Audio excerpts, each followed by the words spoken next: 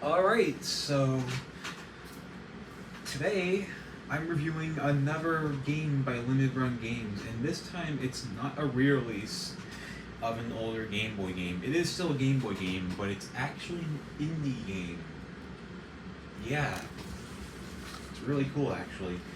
It just came in the mail yesterday, and at least from what I can tell, as it stands right now, it's only going to be released on the Game Boy in physical cartridge format. It's not going to be released on PC or anything else. So please keep that in mind. If you didn't get your copy, like if you didn't pre-order your copy and you didn't get one, then you're kind of out of luck.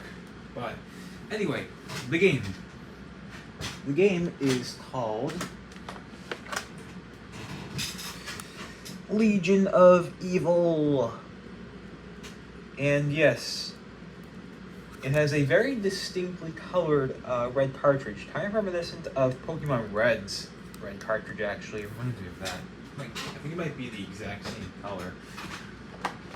But the reason why I said it was very unique is because, yeah, Limited Run Games is doing this very, very unique thing where each of their cartridges for the Game Boy, and I think even a few for the Game Boy Color and the Game Boy Advance, if not most of the Game Boy Color, but I think a few for the Game Boy Advance, have unique color schemes to them, which is pretty cool. But anyway, onto the game itself.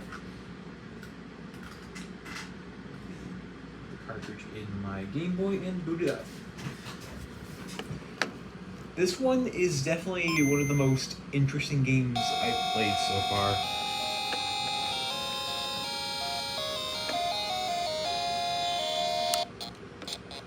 It's kind of like... Hold on. It's like Dynasty Warriors, an RPG, and a roguelite all in one. It's very, very interesting. Might be hard to tell, but I actually do have an attack equipped right now. I think it's like magic or something.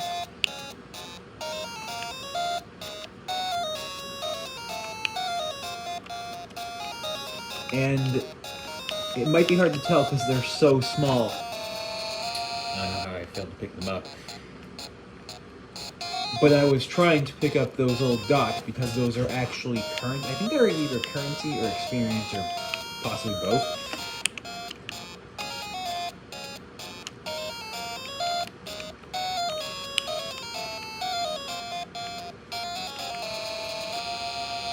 Yeah, you can see. Well, you can see right there, money ones. So they are currency. I think that's your experience meter. Believe it or not. I was playing a little bit of this yesterday. It's very, very fun. It's just very difficult at first because, you know, again, you start off in a very fragile state. Go away, you things. I'm not actually sure what those are. I think they're flies? And also, no, that's not a glitch. It's like an actual graphical choice.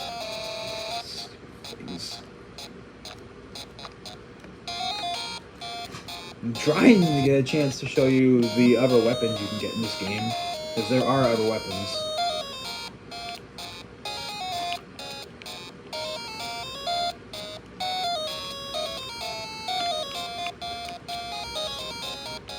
They're either flies or some kind of ghosts, because they, again, they're like phasing in and out of existence.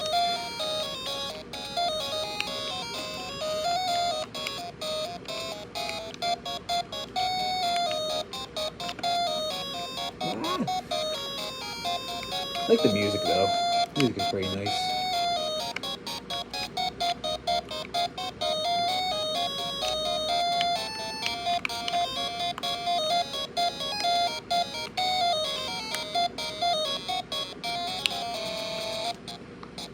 Get used to seeing that a lot, by the way.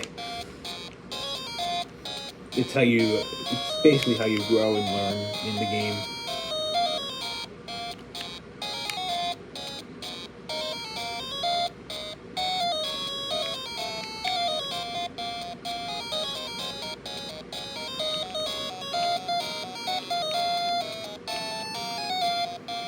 You do regen health over time.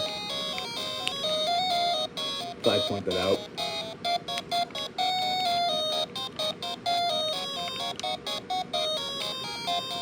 And as if you couldn't already tell, yeah, this attack is very unwieldy.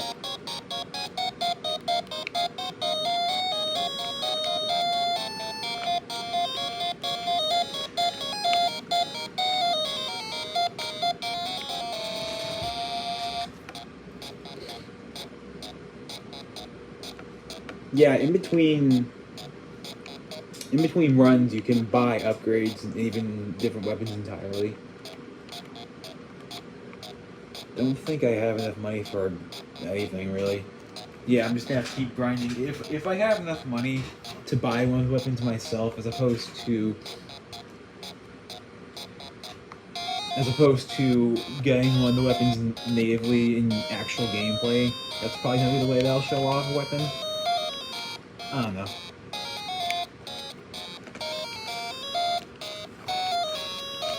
But yeah, just very, very happy to see an indie game on the Game Boy of all things in 2024. I love the Game Boy. I love indie games. If the fact that I'm a huge fan of Shovel Knight didn't already give that away. Die, please.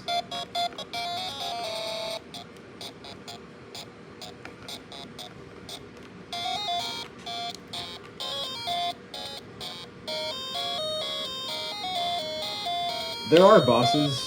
I'm pretty sure people are wondering if there are bosses. I beat, I believe, 2 of them yesterday. And though the game does not see your progress, I'm pretty sure people are wondering about that as well. Which kinda sucks, but I can see it more or less adding to the challenge in a strange, nebulous way.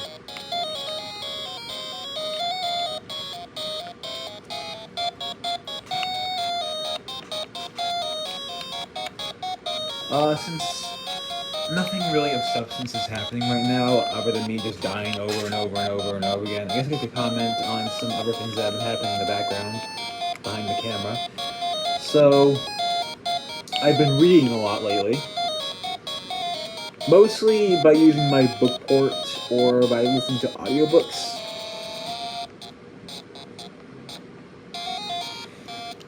I've been reading things like, I'm not sure I'm not sure how many people remember the Captain Underpants books. They're so funny. I actually really like the movie as well. Although I like the animated series more than the actual movie. But no, the books I used to read those a lot as a kid. Pardon me. I guess trying to focus on 2 things at once can be kind of difficult, huh?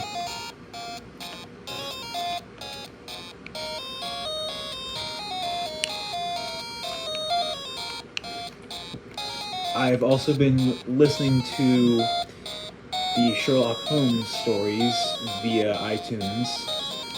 Well, more specifically, the Books app that's on my iPad. I bought the audiobook on iTunes. For 99 cents, too. That was weird. What just happened? There's going to be a new Bop-It. Or no, there is a new Bop-It that came out recently. Optimus Prime, of all characters. And that's weird because, yeah, apparently someone previously discovered images regarding a Stitch-themed Bop-It, but I don't know if Hasbro has plans to delay that because of that upcoming live-action Lilo and Stitch movie, and they want to basically cash in on that. I don't know, I couldn't tell you, but either way, yeah, that's actually genuinely interesting to me. I've seen pictures of Optimus Prime, and he's actually a little bit taller than the other character Bop-Its, especially in comparison. I don't have him yet as of this video. I do plan on getting him at some point. I'm curious as to what he sounds like, what his startup and shutdown phrases are, and especially what his revision number is. By the way, I still think that Leonardo has arguably the most bizarre revision number so far. I can't remember it off the top of my head. Someone actually left it in the comments. So if you saw my video on Leonardo's test mode, watch that, because I myself can't remember at the moment.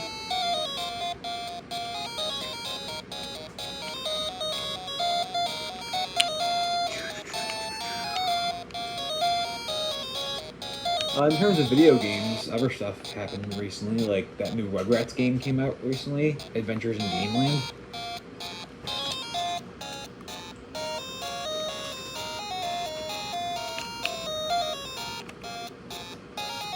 I don't have it as of this video either. It's also something that I have plans on looking into at some point. I'm also, speaking of Nickelodeon games, I just find the idea of basically a SpongeBob-themed GTA game absolutely hilarious. You know, the Patrick Star game that just got announced. I think it's coming out at some point very later this year, but I don't know. Might end this video soon. There's not really much of substance actually happening right now. It's just me repeating the exact same gameplay and not getting any new weapons. That first part is to be expected because, again, it's about basically, you know, a learning experience, trying to learn how to get stronger throughout the game, especially because, remember, the game has no save battery. But the second part is admittedly very disappointing.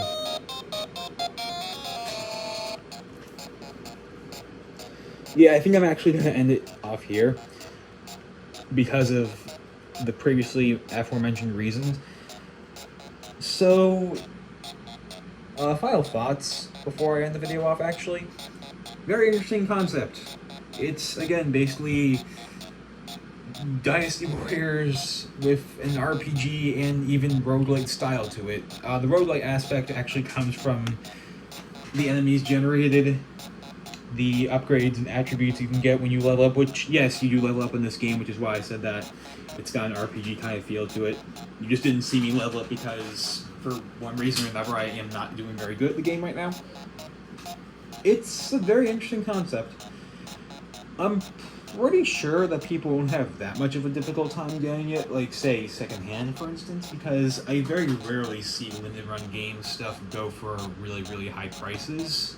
Heck, even when they re-released Shantae, the highest maximum price I've seen for that, like, even the cartridge used by itself is, like, around 88 something.